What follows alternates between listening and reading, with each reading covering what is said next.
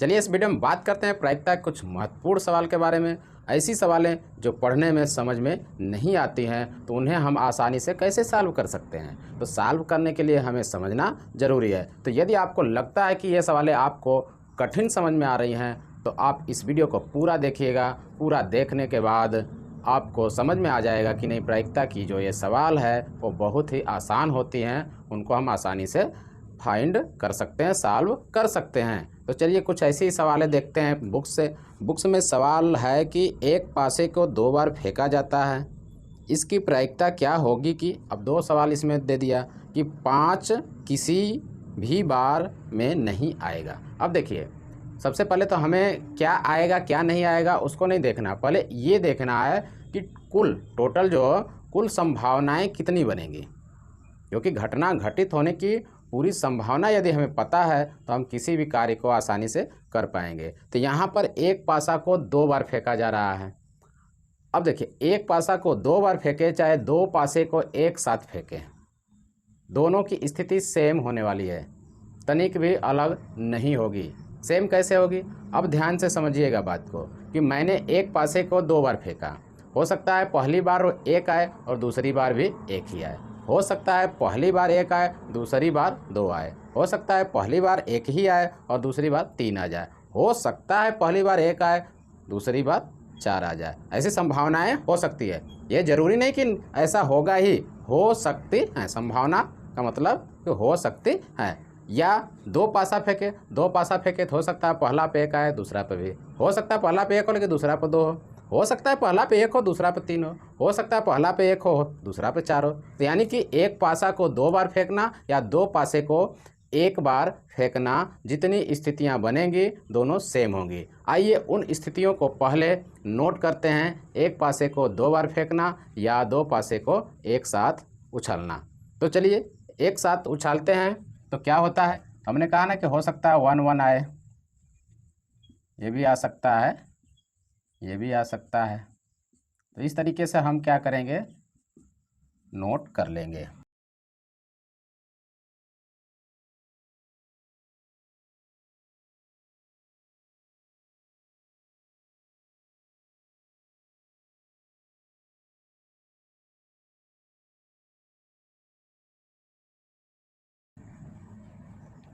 अब आप देख सकते हैं यहाँ पर कि जब एक पासे को 2 बार उछाले या 2 पासे को एक साथ 1 बार उछाले तो हमारी इतनी स्थितियाँ बनेंगी। इनको लिखना आसान होता है क्योंकि आप कहेंगे और ये इतना लिखना है, गलत हो सकता। नहीं, पहले क्या करें, पहले पासे पर 1 1 1 कर दें और दूसरे पासे पर उसको बदलता जाए, फिर पहले पासे पर 2 2 कर दें, दूसरे पासे पर बदलता जाए। तो ऐसी ही स्थितियाँ क्या होंगी, बनती जाएंगी और कुल कितनी होगी, 36 स्थिति होगी। क्यों 36 होंगी, क्योंकि 6 संख्या आती है पासे पे, 6 फलक होते हैं और 2 बार होगा तो एक और दोनों पर बारी बारी से मिलाते जाएंगे, उनका समुच्चय बनाते जाएंगे, सेट बनाते जाएंगे तो हमें 36 संभावनाएं होंगी।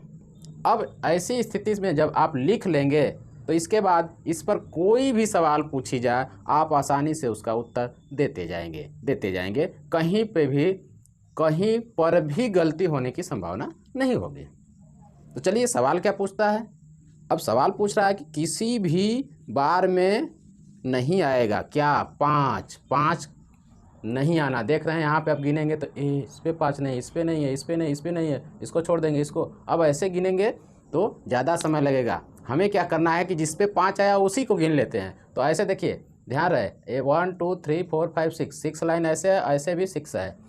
तो यहाँ पे देख रहे हैं 5 किस में आ रहा है, 5 6 ऐसे 6 आ रहा है और ऐसे 6 आ रहा है, यानी 6 कितना हो गया, 6 + 6 कितना हो गया, 12। लेकिन जो ये वाली जो स्थिति आ रही है वो तो हम ऐसे भी काउंट कर ले रहे हैं और ऐसे भी, तो 2 बार 6 6 हो जा रहा है, यानी कि एक ही बार काउंट करना है। तो इसमें से 1 घटा देंगे, यानी 11 बार ऐसी स्थिति आएगी, 11 बार ऐसी स्थिति आएगी कि आपको 5 मिलेगा।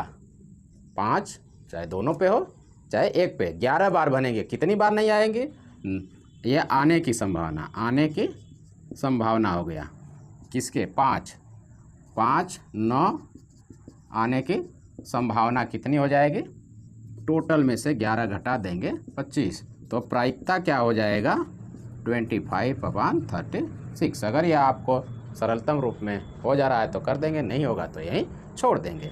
बस इसी तरीके से तो सवाल लगानी है।